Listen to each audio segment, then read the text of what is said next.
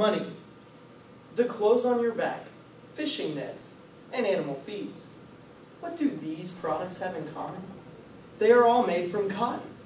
Each of these products can be traced backwards through their value-added chains to this staple crop. In 2009, cotton accounted for nearly $5 billion in cash receipts, making it the nation's fifth largest agricultural commodity. Cotton prevalence continues to increase as recent high prices have led to additional acreage and higher producer revenue. However, volatility in the cotton market has many producers looking for alternative methods to increase and stabilize their revenues. Technological advances have significantly changed agriculture and cotton farming. Producers are not only more efficient, but the vast majority are well-versed in the use of precision agriculture technology, including yield monitors and GPS systems. However, current technology is limited in scope, overlooking many important factors, such as quality. Now, why does quality matter? Well, quality is a primary determinant of the price producers receive for their cotton. Producers need a way to monitor cotton quality so that management practices can be customized, quality can be optimized, and revenues can be maximized. Good afternoon, ladies and gentlemen of the board. I'm Matt Okerson, along with representatives from the Aggie Marketing Consultants, the group you hired to develop a strategy for your latest product that addresses the critical need for monitoring cotton quality. Today, we will be revealing the ideal marketing plan that is sure to result in the successful launch of your product and substantiate it as a profitable enterprise. After realizing the potential for a product with the ability to monitor cotton fiber quality, UCS exclusively licensed technology from Texas A&M University and has developed a revolutionary cotton fiber quality sensor. The sensor, designed for both cotton strippers and pickers, uses near-infrared cameras to collect and analyze fiber quality as cotton is harvested. The sensor attaches to harvesters as depicted. Cotton samples are collected and placed upon a photo tray as demonstrated by Haley. The sensor emits near-infrared light and measures the amount of light reflected by cotton, which is indicative of cotton quality. This information is then sent to the software for interpretation. The cotton sample is released and the process repeats every 20 seconds. Using GPS technology, this sensor returns quality and moisture maps of the harvested field, which are great aids for producers. This information assists producers in more accurately forecasting revenues and making production decisions regarding the application of nitrogen fertilizer, moisture control, and debris reduction, all of which directly influence cotton quality. But before we get into the strategy devised for this marketing plan, it is important to have a keen understanding of what is going on in the cotton industry. History is being made in the cotton industry. In just 1 year, the number of cotton acres planted in the U.S. increased by 19%, with the largest gains occurring in the South. Because of this increase in planting, sales of harvesting equipment and farming accessories have also increased.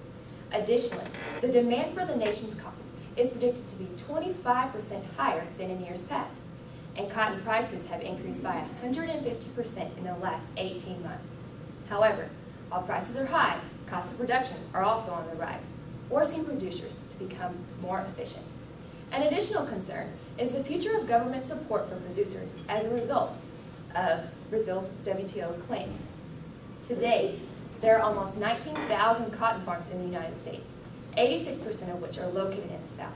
In 2009, this region included the top 5 states in terms of cotton acres harvested, and 4 of the top 5 states in terms of cotton value.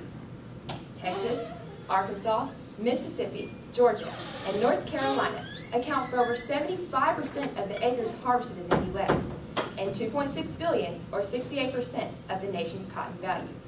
Now, let's take a look at how precision agriculture technology has affected the cotton industry. Great idea, Haley. In a survey conducted by the National Cotton Council, 63% of cotton producers classified themselves as precision farming adopters.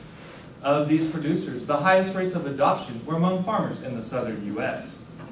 Furthermore, we conducted a survey in February 2011 in order to gauge producer opinion on new technology. When asked if they would be interested in purchasing a cotton fiber quality sensor, 95% of farmers responded positively and indicated an average payback period of 4 years. In terms of information related to improving farm practices, 44% gather information from crop consultants, while another 44% use a state extension service.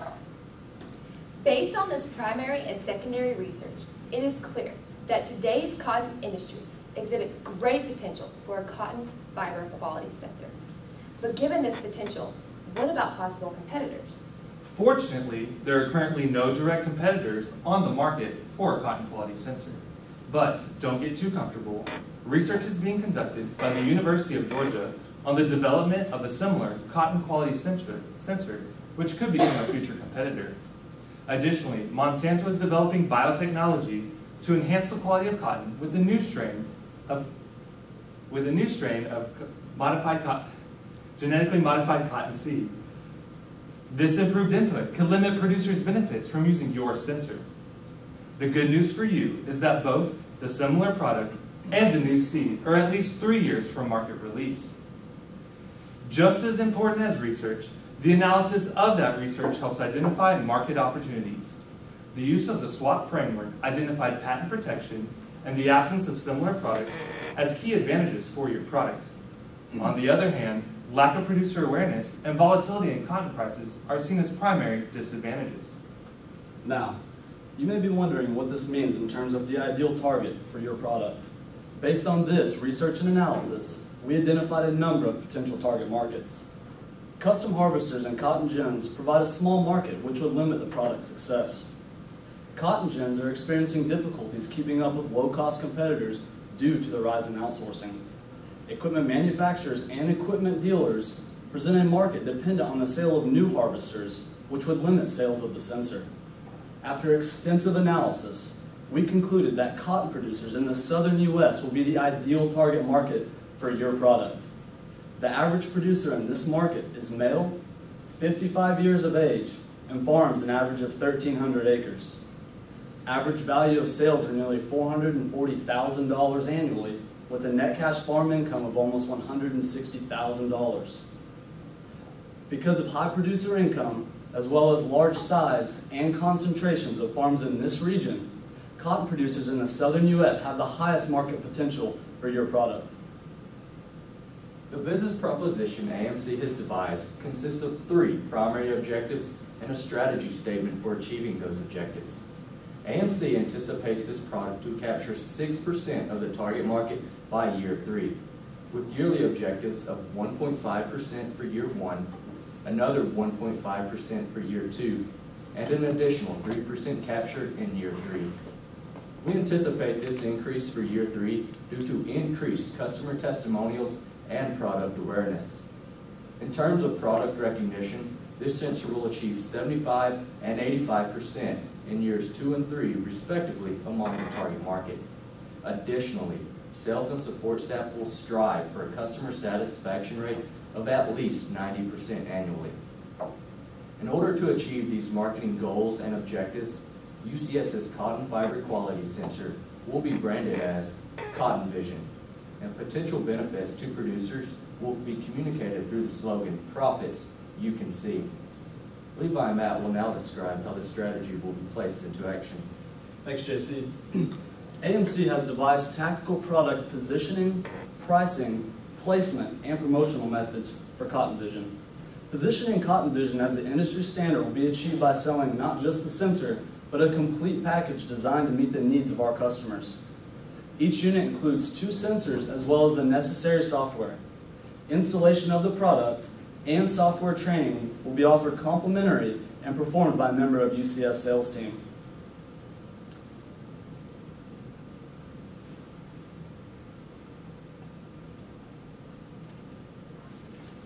Each Cotton Vision unit includes a 1-year warranty that covers all manufacturing defects.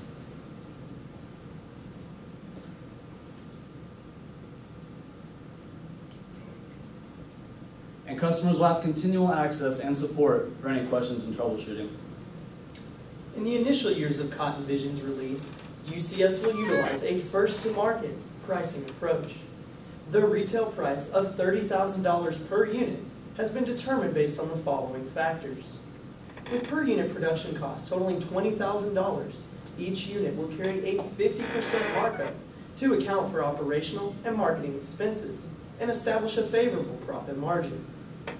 Results from the survey we conducted suggest that $30,000 is perceived as a reasonable price for the benefits offered by the product. Based on the payback period desired by producers, Cotton Vision has been priced to allow the average producer to recover their costs during the 4th harvest season. Margin expectations, willingness to pay, and producer payback all justify $30,000 as the appropriate price for the target market.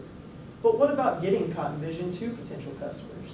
Matt, the placement strategy capitalizes on existing facilities and a commission-based sales team to create extremely efficient and effective means to reach the target market.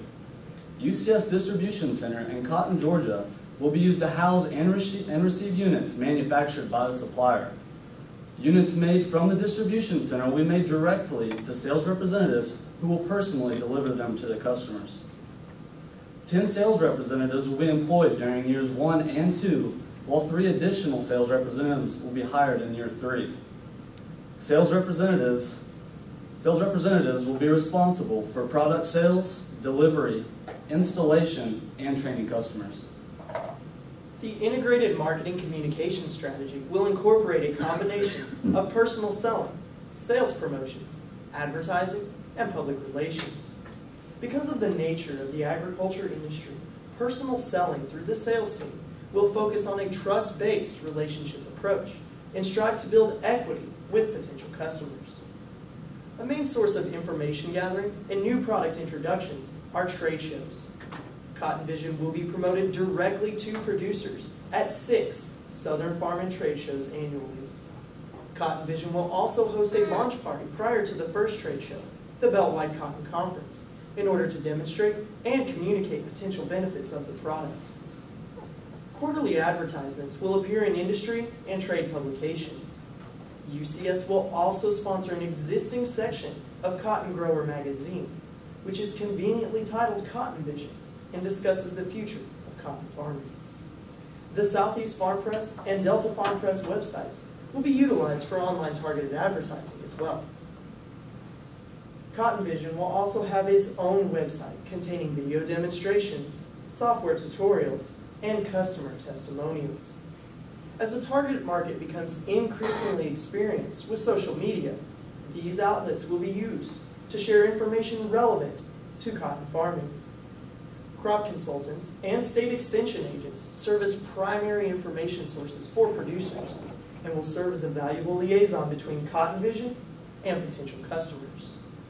Sponsorships of the Certified Crop Advisors and the National Alliance of Independent Crop Consultants will be utilized to educate these individuals about the product.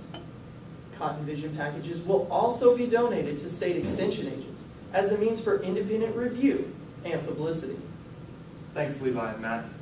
With the developed marketing and action plan, Cotton Vision will deliver profits you can see in years 2 and 3. To achieve the market capture goal outlined in the business proposition, AMC anticipates 240 units sold in each of years 1 and 2, and 480 units sold in year 3. Funds are allocated for discounts, which include any possible manufacturing defects or product returns. This allows for an expected gross margin of $1.3 million in year 1, $1.6 million in year 2, and $3.3 million in year 3. Expenses of $369,000 are allocated in year 1 to support the initial marketing and promotional activities. After the creation of promotional materials used at farm and trade shows, marketing expenses decrease to $317,000 in year 2. But increases in online and print advertisements bring the budget for marketing activities back up to $349,000 in year 3.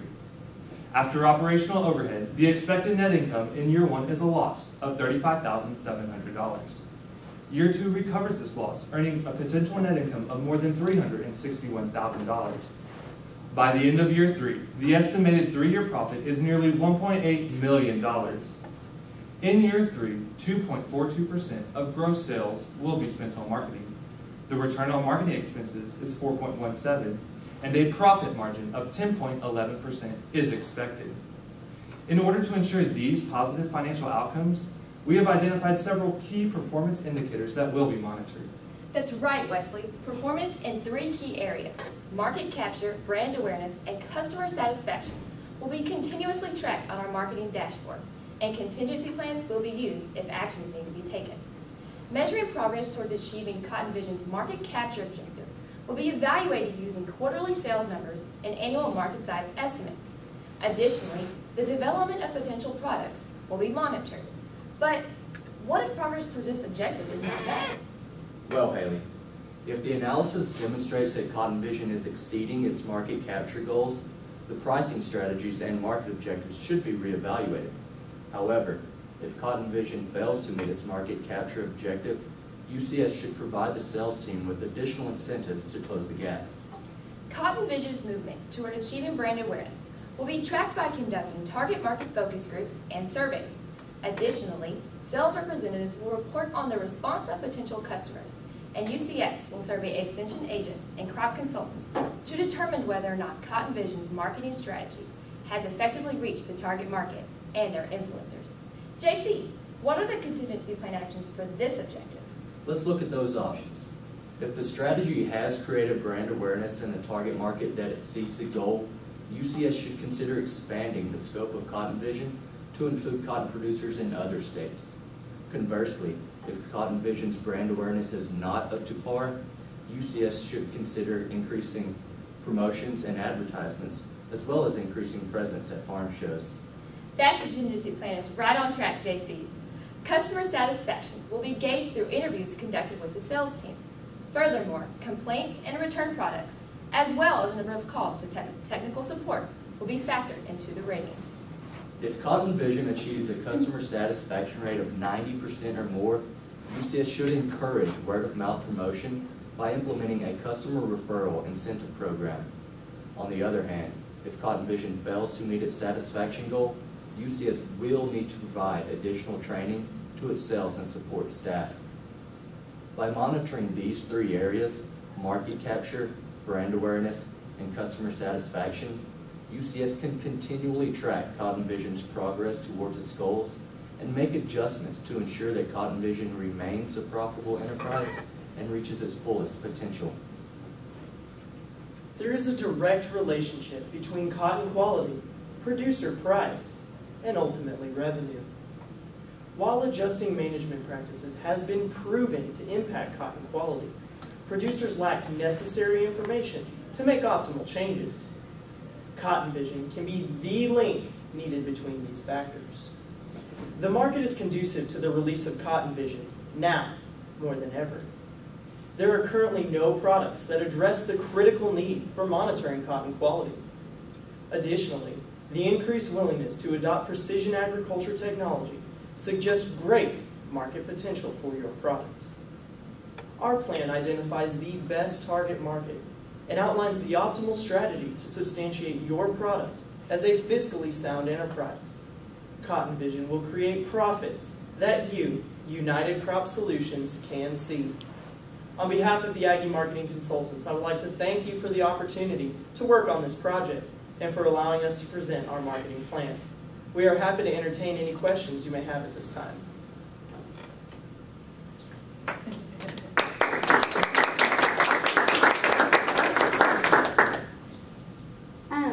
Why did you allocate the duties to the salesperson to actually install and train the farmer on use of the product? Well, the installation of the product is actually pretty simple. Just a small hole is made in the chute and it just attaches with a bracket.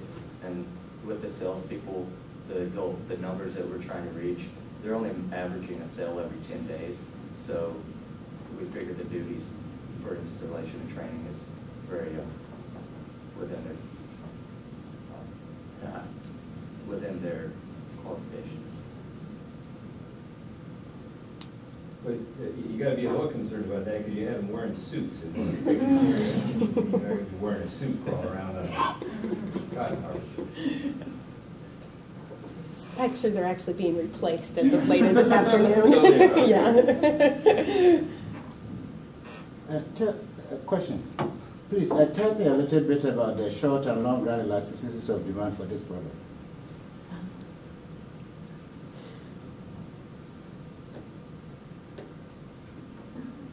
There you go. The price is very inelastic. Why? Because it's such a great product, producers actually need Does it have competition in the short run? In the short run, no. All right. So then it will be what? Elastic or inelastic? Inelastic. Well, in the long run, what happens? You have competition, right?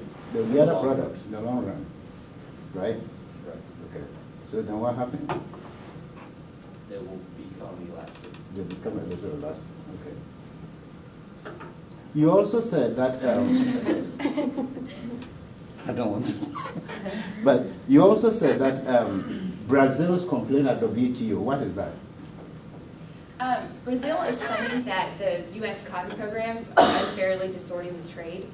And so they're trying to get rid of the programs that we have here in the United States, so it'll be more of a fair environment for cotton, for the cotton market around the world. Maybe if you weave it in like Brazil's complaint about U.S. subsidies could do da da da da, instead of just saying Brazil's complaint, because I don't know what you're talking about. Yeah, in fact, they won, didn't they? They won and they won the appeal. It's not just complaining, they beat us. Yes, but we're thumbing our nose at them. Some, I guess, technical production-oriented questions. What qualities specifically does the monitor measure? And second, what management actions can growers take having this information that will benefit them? Well, cotton quality is determined based on a number of factors, and we do have a list of those factors while she's pulling them up, including the color of the cotton, trash, micronair, uniformity, the fiber length. What this sensor actually does is it uses infrared light, near infrared light, to gauge the actual quality of this cotton based on some of these factors, primarily the length and micronair of the cotton. Is that only on harvest, or is that while it's growing? Only during harvest. Okay, so it's too late to do anything about it if it's poor quality. Right, but basically what this product will do is in future years allow you to adjust your management practices, including the application of nitrogen fertilizer, debris reduction, and moisture control in order to improve that quality in future years. And varietal selection. I'm sorry? Varietal selection, the actual seed variety they use is influenced there too. So, okay, that's good. I Yeah. want to pick up on that. I came in late, so I missed it. But was that in the earlier part of the presentation or not? Barely. It was? It It wasn't was clear at one to me. side, it was just It that. wasn't clear to me. Okay, I'm with John on this one. It's a big hang up of mine. You really got to tell them what it does early on in a logical, easy to understand way. If John didn't pick up on it, I guess it must not have been clear enough.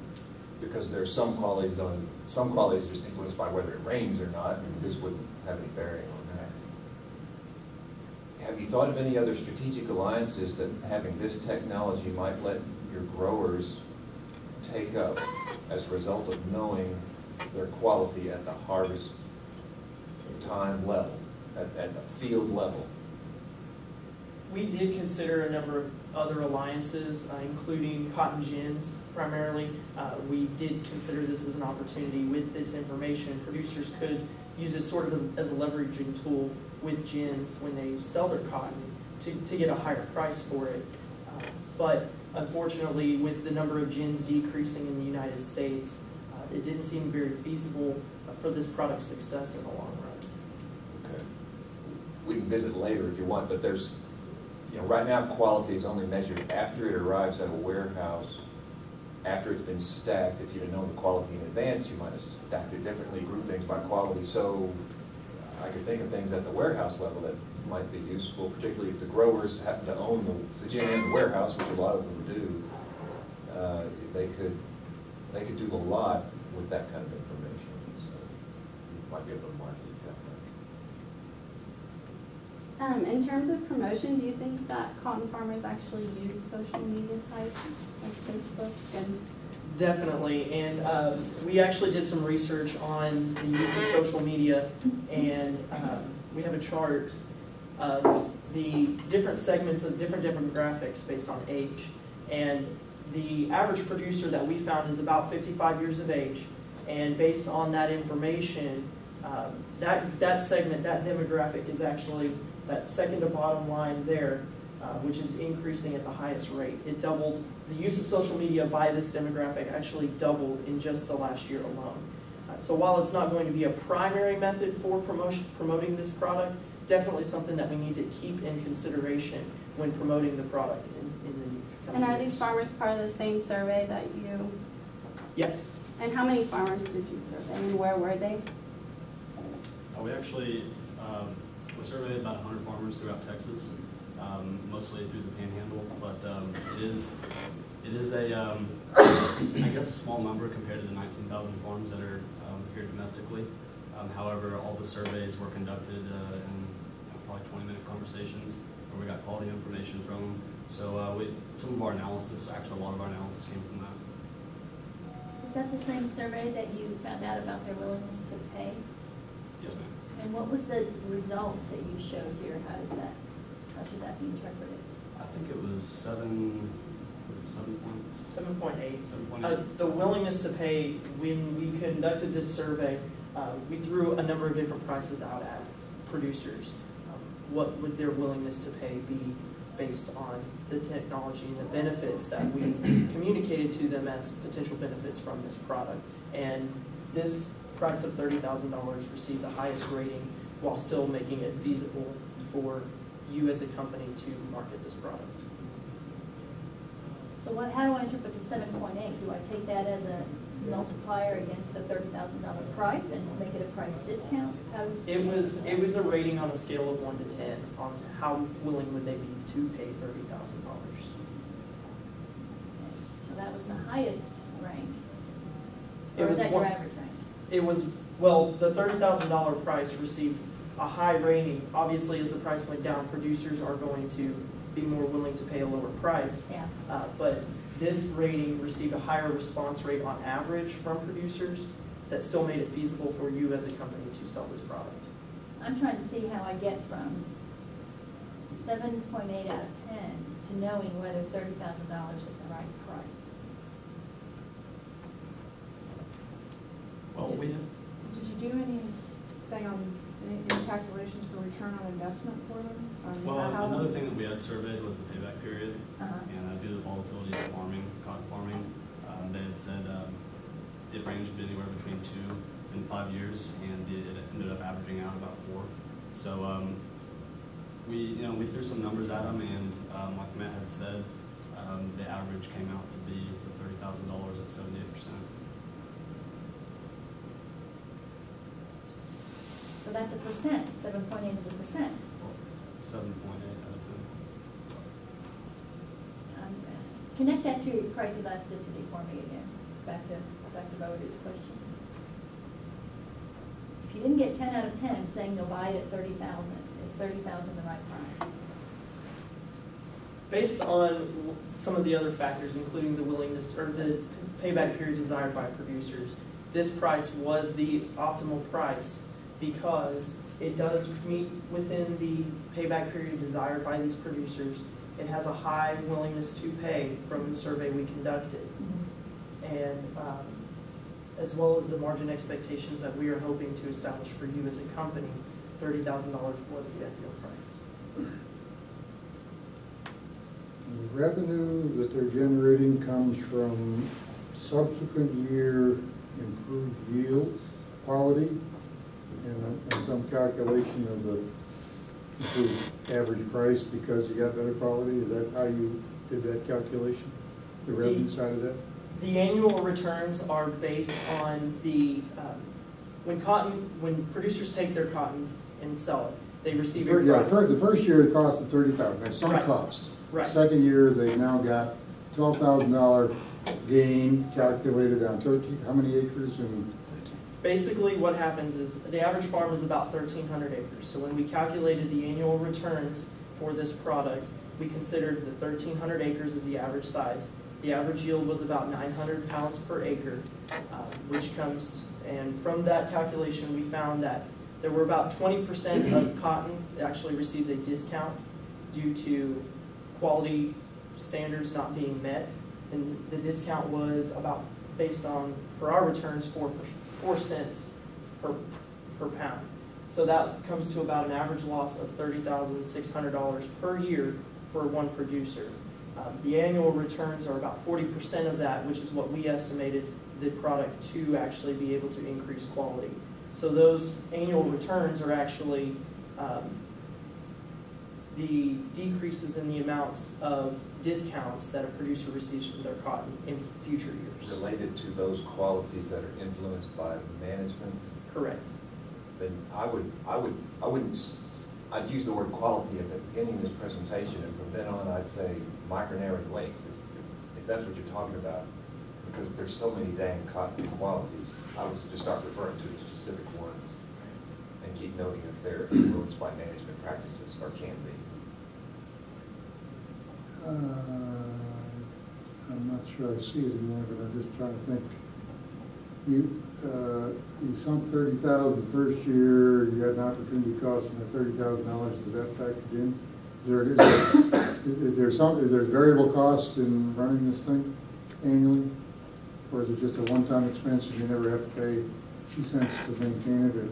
It's a one-time expense, and it comes with the 1-year warranty if the product is defected or at manufacturing, but they will have continual access to technical support in terms of running the product. But it doesn't slow down the machine. Right. There's no cost, no operating cost for this.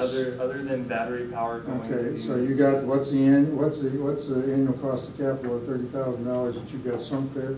You got to recover that too, right?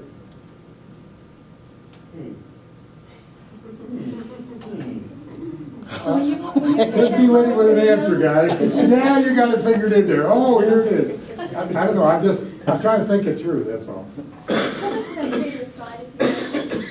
You do. That's the only cost I guess I can think of. There's no variable cost. Model is to bring everything back to time zero, and today is when I have to buy that machine in order to start reaping the benefits. So if you have all these numbers brought back to year one, then it's a fair comparison. But if you haven't discounted to the right time, then this won't be right. It's normally year zero today that I buy the machine. So, Bob, and your cumulative there isn't taking into account discounted cash flow, or is it? Well, you could compound it forward and get to a consistent comparison, but That would be still, very it needs to go either way. Yeah, I really think you need more detail because that was the question hit me was, where do they get 4 years? How do they know it's a 4-year payback? And what are the sources? Now you had, in answering this question, you had another slide up here just a minute ago that I don't think was in the presentation, was it?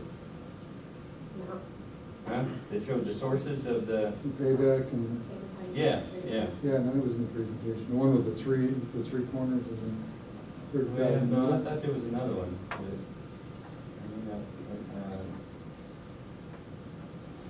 That one? Yeah, that one was not there. Yeah. Was that in the presentation? No. Yeah, that's, I think that's important. Again, to set up the problem, if nothing else. That this is the concern as to what quality does in terms of discounting the price, loss of revenue. You just show them that one. You know, this is what it is for 1 year. If you can correct half of that, Yeah, and you need to put it that way too. You might be able to correct some portion of it. This might go into your threat situation. You could have some years where your micronair is going to suck because it's dry, like it is in 2011. You can't do anything about that with any management. And so you could invest in this and not reap that quality gain in micronair premium that year. So you need to at least show that you're aware of that. as a threat, an external influence that could blow your quality premiums for those qualities. But on the other hand, if you can improve that by, cut that by 1 cent, you've got a fourth of the machine paid for right there. So it's helps to reinforce your 4-year payback.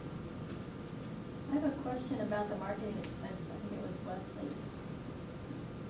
Where are the personnel, the marketing staff that normally goes in an accountant's SG&A line? It's actually, we have it under administrative expenses. We have a marketer that we employ all 3 years, as well as a technical support guru or assistant, and an administrative assistant to help with the office duties. But that isn't 10 components of your sales force that's 10 people. No, that's additionally. Okay. Where are they here? So in our comprehensive budget, we've got the administrative expenses, which is the marketer, and in year 3 we actually employ an additional technical support technician, but we have 1 technician, 1 marketer, 1 administrative assistant, and then additional technical support. And when you report the summary of that, I believe you used the phrase overhead. That's not what you were thinking of as the overhead, or is it? Operational overhead would be all of the operating expenses to ensure that the business is running soundly. And you consider your sales force who's 100% commission as overhead? As part of the operating expenses, yes. Okay. They're not, they actually have a base salary, and then they have commission on top of that salary. Okay, I missed that part. I think their base, you do have to consider it overhead if you want to keep running, but their commission, maybe it's not overhead, maybe it's a variable expense. And not a big one if you're making a lot of sales. Yeah, if you don't have any sales, you won't have any commission. Right. It's not a fixed cost. In your willingness to pay analysis, I assume that you started at some prices and started bidding it up on, series of prices. Is that what you did? Yes, when we You offered several different, multiple. prices. Where did you get the beginning point and where did you get the ending point? We kind of just threw those numbers out there on estimated cost. You did what? We just kind of estimated the cost on what it would be to create the product and what it would be. I guess we aimed high and aimed low and tried to get somewhere in the middle. And we were told by the inventor that the product would actually cost the $20,000 to produce and manufacture. How much is your sales and profit projections, how much are they dependent on cotton price? Well, price isn't an issue because it's really the premium, but on cotton acreage being on a rebound. And you had that story of super high cotton prices and the rebound in acreage. You didn't say that prior to that they've been declining for 4 years, so we're actually bottomed, and yes, we're coming back up. But there'll probably be a supply response to those high cotton prices. Eventually they're going to come down. Who knows what the acreage will be, and we're still going to be competing with corn and soybeans. So are you basing your sales and profit projections on last year's acreage level, or I would be conservative there, because I don't think we're on an upward trend in acreage long term.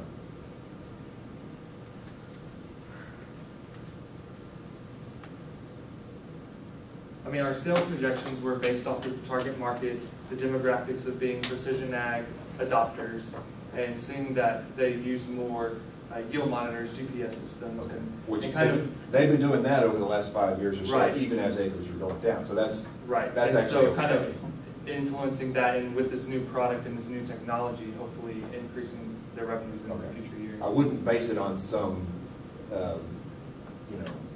irrational exuberance about cotton prices and cotton acres. I wouldn't do that.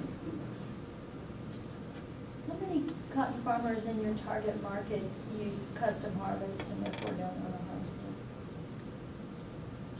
Question. How many of the farmers in your target market use custom harvest and so hire it out and then don't own a harvester themselves?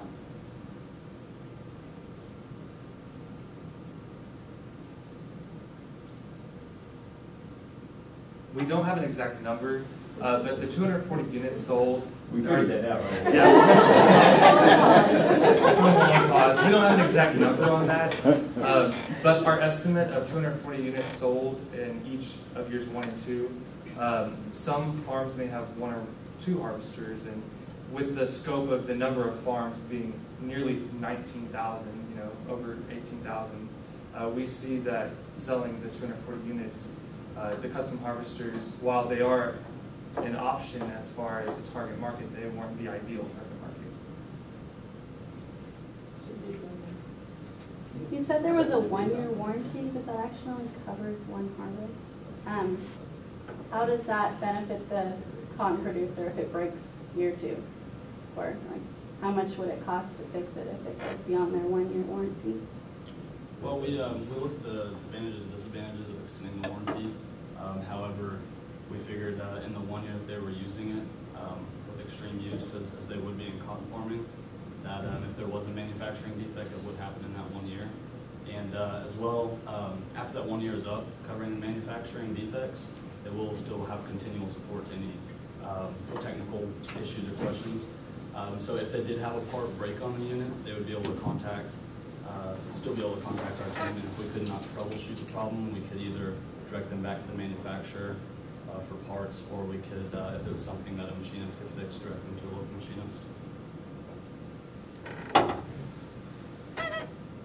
You did state in your revenue equation that it is quantity multiplied by price, and try to make the case that if the quality goes up, then the price will go up, and that will lead to revenue increase. Is that correct? Yes. Well, okay. Now, so is this price you are talking about measuring only quality? Is that how you do? Is that the price in the demand curve? This is the price that producers receive for their cotton. And like other agricultural commodities, cotton is graded. And as the grade changes, price changes. So that impact on quality will actually increase the grade, which in turn would increase the price.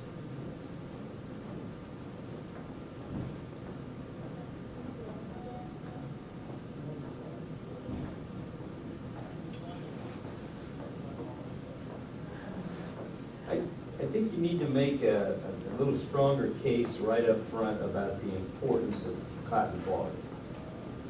I mean, it's there, you allude to it, but you need to quantify that and give them some examples, because some of these folks are going to be out of the Midwest and they won't have a clue. That's true. And one of the things that's happening, I mean, I think at least I've heard on the news, many of the folks that use cotton for manufacturing are becoming real concerned because of the high price of cotton. Levi's is going to cost more money. Shirt's going to cost more money. All these things, okay? And if the manufacturer of the textiles is paying more for the cotton, they're going to be more picky in terms of quality. I think you could say that. And so the quality thing is probably going to become even more important with this higher price scenario. Actually, I think it's the other way around. Is that right? They're going because it's being driven by a very short supply. Oh, okay. They take whatever. It's just like in the cattle market. They don't care if they're dehorned or castrated. Okay. We just want them. Yeah. Okay. So it may be the other way around. Okay. So you can't really go off that. Yeah. But you can still. What he said, I think you should be upfront about give an example in terms of millions of dollars. 1,000 bales, the quality can influence it. 4 or 5 cents a discount adds up to this many dollars. And that's important. And it returns to acre cents for a farmer. That's important. And maybe it's this slide right here. If you could say a little bit more about why that dirty one, and I assume the dirty one's the one that doesn't have the quality, why that's a problem. And there are a number, you can't just wash it out. It doesn't work that way. So, I mean, there's a number of different things that are involved with that. What are the dimensions there, and what your sensor's picking up to help to assure that you get the nice, pretty picture down the road. On several slides, you refer to things mainly being in the southern U.S., and so the Midwestern audience is going to wonder, where is cotton grown outside of the southern U.S.? You said it several times. I mean, it's all grown in the southern U.S. If you think of the San Joaquin Valley as the southern U.S. So I mean, But we all have a stake in better cotton. yeah, it just struck me as a little funny. I mean, it's all grown in the southern U.S.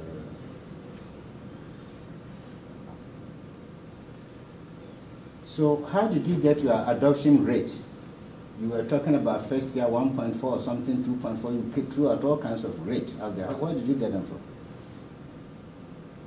Which We were talking about the market growth, the demand growth for the product. If I recall, there was some percentage growth, first year, second year. Where did you get them from? You're talking about the market analysis, as in the number of cotton farms growing, or? You called it market capture. Market capture. Oh, the market capture. What's the question? Where did you get the rates, the growth rates from? Where did they come from? The 6% total market capture, 1.5, 1.5, and 3. Yeah. Based on the, there's 19,000 farms there. We based our projections, if we capture 6% of the target market, that's very feasible for the, only having 10 salespeople, we're not going to be able to capture an abundance, of 30% of the market, in only a couple of years. So with 10 salespeople, 6% comes out to, I think, 940, 960 farms in 3 years. So it's the optimal number for the amount of salespeople we have. Can you tell me any study on technology that has measured adoption rate? Have you come across any study at all that tells you about technology adoption rate? The technology adoption rate was Right, or market capture rate or whatever. Have you come across anything? No, the numbers are based on. Is it this rate? Is this what you're talking about? Yeah, this was in a survey of producers. I think it was roughly 1,000 or 2,000 producers, and 63% of them are considered precision farming adopters or classify themselves. Okay. But how long a period of time did that take? Can you come out and take a look at that same set of statistics and come up with something that will verify? That's correct. Your 1.5%, which I think is low. Actually, that's why I asked. If this thing's got any benefits, for-year payout, you'd think that you'd be selling a lot more than that. Well, from the first year, we're not going to gain much sales because in the first year, this is the baseline year. They just don't start realizing the quality until the years after. No, and that's when the 3%. And these numbers too were based on United Crop Solutions, the company we're actually planning and presenting this to, based on the resources they're willing to put forth for this project. Okay. I want to kind of test this with John as I talk about it. But again, your focus has all been on the production side in terms of improving the production practices. And again, how does this machine tell you what practices you need to improve in order to achieve that higher quality? Is part of the question. And so, and you got to wait 40 years. Another idea I think is that all you'd have to have is a little diverter at the end of that spout, and do some sorting, or you keep track for this particular, what's the right word? It's not like a bunch of cotton getting stacked up. Bale. You get the bale set. You know what's gone into that particular bale, and so you have some idea of where you might go with that bale compared to another bale. Yeah, is there some opportunity to do some things with the sorting here? Well, that's going what I was saying too. But if you knew that this module, which is that's what gets taken to a gin. There you go, the module. Probably has in the range of these particular qualities, and then it goes to the gin and gets ginned. If I owned all of that up to the warehouse level, and I knew this cotton coming in was low micronair, I'd probably stack it all over there for easier sorting. I mean, it would create efficiencies at the warehouse level when you're pulling bales for shipping orders. If you know that these qualities are grouped over here, and here's this, and here's this. Okay. So is there value there then? Yes. Would somebody would pay something for that? But you're asking the farmer to pay for the technology that assists the Only, it value would of really the only be of warehouse. value if the growers owned the warehouse, which some do. Yeah, they're cooperative warehouses. And PCCA would be a humongous example of that. They wouldn't mind knowing that. But segregating based on quality is an important concept with many other commodities, and so again, you could get a start on that. I would think that'd be important enough, because that's an immediate, that gives you an immediate payback, potentially immediate payback. You could allude to that by citing I'll give you more information, by citing a National Cotton Council study that was just done last year, where they tried to estimate some of these potential benefits to pre-sorting in a warehouse. You could just say, this has been looked at in the industry, and Cotton Council's interested in it, blah, blah, blah. And this could help achieve that. And ideally, that was the direction we looked at taking the product. Unfortunately, just given the means and the current situation, it wasn't a very feasible option at this time. So definitely an option down the road. But then the other angle then is to come back and you got time to put in some examples, because how do you affect that quality? I mean, John made there's some of these things that you can't, you're not always going to be able to affect. Depend on rainfall and some other things that you don't have control over as a producer. There's other things you do have control over. So if you know, again, to just give some, maybe it's an example or two.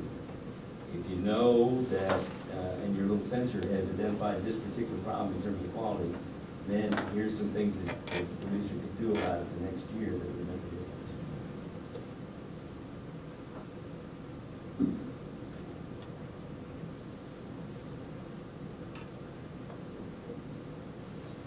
I have a distant comment.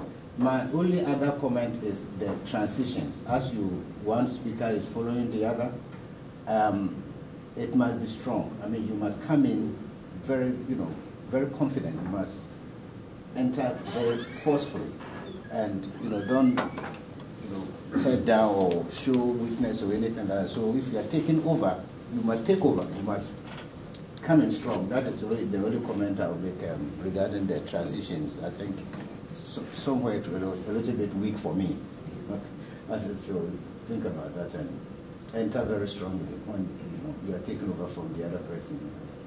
And I'd like to know more about the team and their names. I know we heard Matt Okeson introduce himself, and your names are on the slide some places, but I don't think any of the rest of you introduced yourself. Or when we go into the contest, we're all introduced to the judges. Yeah, we'll actually make a line down the road, and the judges are all in front, and we'll introduce ourselves to each judge. Another comment is when you're holding up the product there, I mean, I know that when you're presenting to the actual company, they know what it is, they've seen it before, but when you're in the competition, at first it just looked like a black tube up there, and it wasn't until you set it down that I could see there was other things inside there. Yeah. So if you maybe slow down a little bit, or make the insides more visible, with some bright colors or something inside there, they'd see there's other pieces, 'cause Right. otherwise it just looks like That's something we tried to maneuver a little bit. It is hard to see the mirror in here, and I've tried to. Can you see it right now I see it. there? Okay. Yeah. So I guess we should We can maybe stick work a on light or something. That That was was just just in the past. because there isn't this right here is like a little. There's supposed to be a line in there. So. Yeah, they didn't put the camera in. No. What's that thing? What's that ring? What's that? So the operator has to hang on to the, break that thing in? What's going on with that? Wires, these are wires. I'd say, what are you, about a week away? We leave Tuesday morning contest is on Wednesday. Given all the questions and all the other things that you probably could build into this, I think you got a stronger command of the content of the presentation than we've had in the last 5 years as I think about it. And I think that's the big advantage of that is that as you work on it over the next week, you can relax a little bit and don't sound like it's all memorized, which it is. Leslie does a really good job. You've all got good, strong voices. I think that's it. You got to really. Everybody's a strong presenter. There could be some handoff and that sort of thing, but I thought that was pretty good. It just the important thing is to get away from the FFA speech, which is typical of most of these groups. I mean, I understand that, but the more you can do to relax, now that you really know the facts, and there's always some sequencing issues, Levi. The cue is on the slide if you get the communication a little bit quicker so you can pick up on those ideas without having to worry about exactly which word you use first. I think they got the time now to kind of, just kind of keep working on that without necessarily memorizing more, but just relaxing and saying, well, I'm going to tell a story. And here's the 5 key points I got to make, and they might sound different each time you say them, but as long as you're comfortable with it, is good. And you had answers, good answers to most of the questions. I love the ability of your manager over there in the corner to pop those slides up so quick. Yeah. Wow. Yeah. When the questions start flowing, and you can pull a slide up that quickly to reinforce the answer they're going to give, that's powerful stuff. And knowing that you've anticipated those questions, you couldn't build everything into the presentation, but you knew people were going to ask some questions, and man, you just nailed 3 or 4 of those. Now, Dr. Boadu's questions about elasticity. To be perfectly honest with you, you're not going to get those questions. There's not going to be one economist on that panel. They're going to be graduates of a business school or marketing program, or they're agronomy graduates or something that have turned into salesmen. So.